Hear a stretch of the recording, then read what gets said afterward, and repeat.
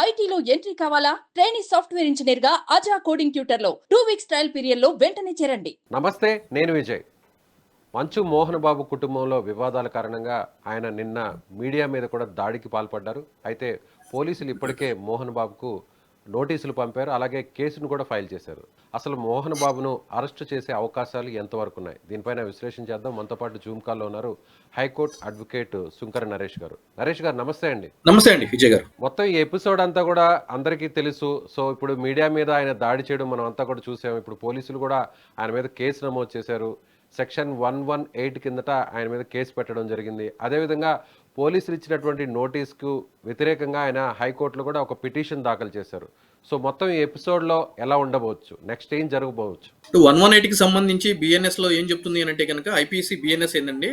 So దాంట్లో ఏం జరుగుతుందంటే కనుక వాలంటరీ కాసింగ్ హర్ట్ అండి, ఆర్ గ్రీవియస్ హర్ట్.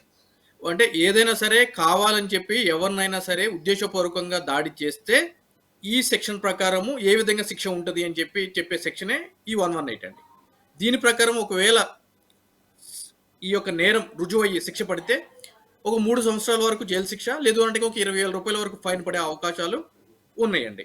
ఇప్పటికిప్పుడు ఈ సెక్షన్ బేస్ చేసుకుని మోహన్ బాబు గారిని అరెస్ట్ చేస్తారని అంటే కనుక అరెస్ట్ చేసేటువంటి సెక్షన్ ఇది కాదండి. ఎందుకు అని అంటే కనుక బిఎన్ఎస్ఎస్లో 35(3) ప్రకారము ఇది 7 సంవత్సరాల లోపు ఉంది కాబట్టి నోటీసులు ఇవ్వడానికి ఆస్కారం ఉన్న సెక్షన్ అండి ఇది. సో అరెస్ట్ అనేది ఇక్కడ మనకి తెర మీద ఎటువంటి ప్రస్తావన ఉండదు. First point. రెండో పాయింట్ అవకాశం ఉండదంటారా?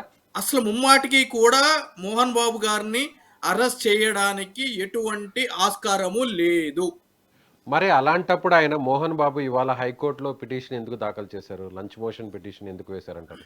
ఇప్పుడు ఇక్కడ ఏం జరుగుతుందంటేనండి, నిన్న రాత్రి 7:30, 8 గంటల ప్రాంతంలోనేమో ఈ స్క్రోలింగ్లు ఇవన్నీ మీడియా ద్వారా చూడడం జరిగిందండి.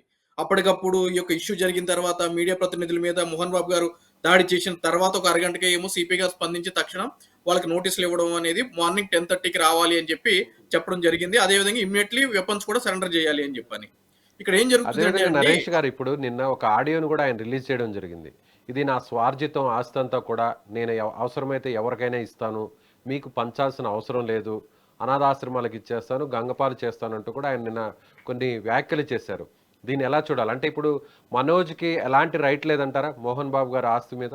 మన హిందూ మతంలో హిందుత్వానికి సంబంధించి ఎవరైనా కూడా సెల్ఫ్ ఎక్వైర్డ్ ప్రాపర్టీ ఉంటే, అంటే తను సొంతంగా కష్టపడి ఆ కష్టపడ్డ డబ్బులతోటి ఒక ఆస్తి సంపాదించుకుంటే ఆ యొక్క ఆస్తి మీద ఆ యొక్క ఆస్తి కష్టపడి సంపాదించుకున్న వ్యక్తికి మాత్రమే పూర్తి అధికారాలు ఉంటాయి.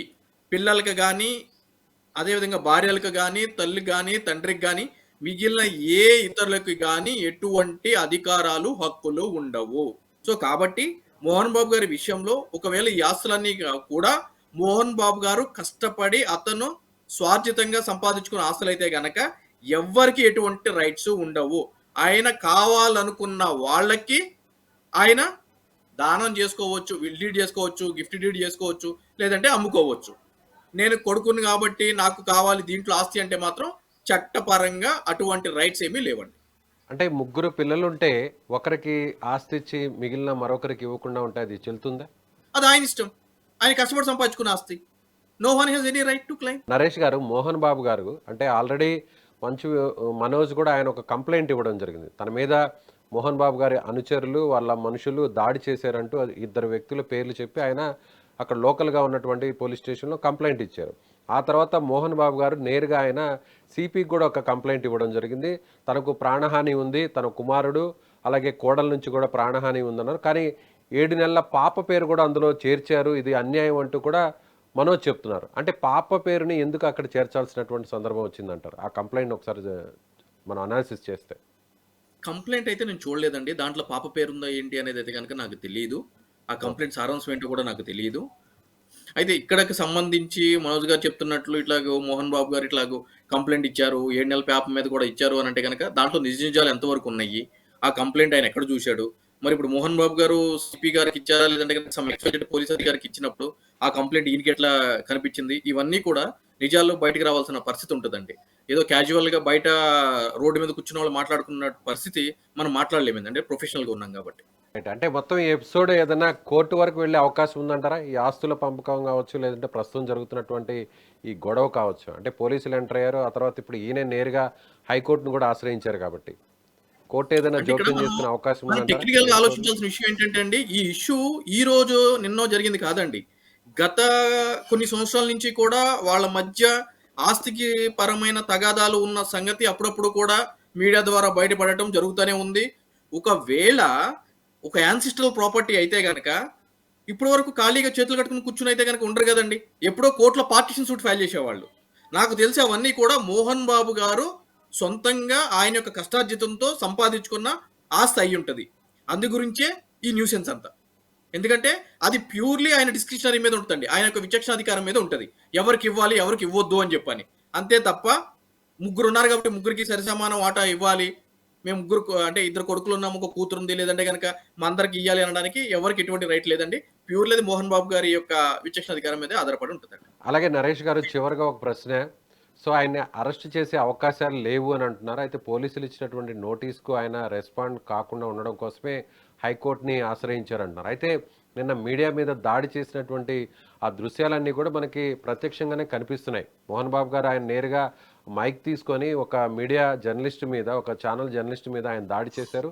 ఇప్పటికే ఫ్రాక్చర్ కూడా అయింది. అతనికి ప్రస్తుతం సర్జరీ కూడా జరుగుతుంది. అదేవిధంగా వారి మనుషులు కూడా తిరుపతిలోని చంద్రగిరిలో సుమన్ టీవీ ప్రతినిధుల మీద కూడా అటాక్ చేశారు. సో అక్కడున్నటువంటి కెమెరామెన్ కూడా అక్కడ కూడా అతనికి ఇబ్బందికర పరిస్థితులు, ప్రస్తుతం అతను కూడా హాస్పిటల్‌లో ట్రీట్మెంట్ తీసుకుంటున్నారు. అంటే ఇవన్నీ కూడా చూస్తే ఎక్కడా కూడా కేసులు స్ట్రాంగ్ అయ్యే పరిస్థితి ఉండదంటారా? అంటే అదేనండి. అంటే ఇప్పుడు ఒక నేరానికి సంబంధించి ఆ నేరం యొక్క తీవ్రత ఆధారంగా మన యొక్క పాలకులు చట్టాలనేది రూపొందించడం జరిగిందండి. దానికి సంబంధించి వాళ్ళు చేసిన నేరం ఏంటి? ఆ నేరం యొక్క తీవ్రత ఏ విధంగా ఉంది? బేస్ చేసుకొని సంబంధించిన పోలీస్ అధికారులు సెక్షన్స్ అనేది ఫైల్ చేస్తా ఉంటారు. అయితే సుమన్ టీవీ మీద జరిగిన దాడిని కూడా ముక్తకంఠంతో మొత్తం అందరూ ఖండించారు. ఇంకొకసారి కూడా ఖండించాల్సిన పరిస్థితి ఉంది. ప్రజాస్వామ్యంలో ఇటువంటి దాడులు ఎవ్వరు చేసినా కూడా అది ఆహ్, ఉపేక్షించే ఆస్కారమే లేదండి. అయితే అక్కడ కేస్ అయ్యింది. ఇక్కడ కేస్ అయింది. సో, ఇటువంటి అంటే ఈ 118 అక్కడ కూడా 118 బిఎన్ఎస్ ప్రకారమే కేసు చేయాల్సిన పరిస్థితి ఉంటదండి. అయితే వీటిలన్నిటిలో కూడా ఈ బిలో 7 ఇయర్స్ ఉన్నాయి గాబట్టి అరెస్ట్‌కి ఆస్కారం లేని కేసులండి ఇవన్నీ. సో, కాబట్టి అరెస్ట్ అనే అంశము మనం ఎక్స్‌పెక్ట్ జేయడానికి దీంట్లో లేదండి. Right sir. Thank you so much Naresh గారు. ఇది high court thank you. Advocate Sunkara Naresh గారు చెప్తున్నట్టుగా ప్రస్తుతం అయితే మాత్రం సిపి రాచకొండ సిపి తన ముందు హాజరు కావాలంటూ ఇచ్చినటువంటి నోటీసులకు రెస్పాండ్ కాకుండా ఉండడం కోసమే మోహన్ బాబు గారు హైకోర్టుని ఆశ్రయించారు. సో అదేవిధంగా ఆయన మీద పెట్టినటువంటి సెక్షన్ 118 ప్రకారం ఇప్పటికీ ఆయన్ని అరెస్ట్ చేసే అవకాశాలు చాలా తక్కువగా ఉంటాయి ఈ సెక్షన్ ప్రకారం అని చెప్పని అడ్వకేట్ చెప్తున్నారు. అదేవిధంగా మీడియా మీద జరిగినటువంటి దాడిని ప్రతి ఒక్కరు కూడా ఖండించాల్సినటువంటి అవసరం ఉంది. ముఖ్యంగా ఈ విషయంలో అంటే మోహన్ బాబు ఆస్తుల విషయంలో ఆయనకే పూర్తి హక్కులు ఉంటాయి. ఆయన ఎవరికైనా పంచాలా లేదంటే ఆ ఆస్తిని తన వద్దే ఉంచుకోవాలనేదే పూర్తిగా ఆయన ఇష్టం అంటున్నారు advocate. Thank you so much.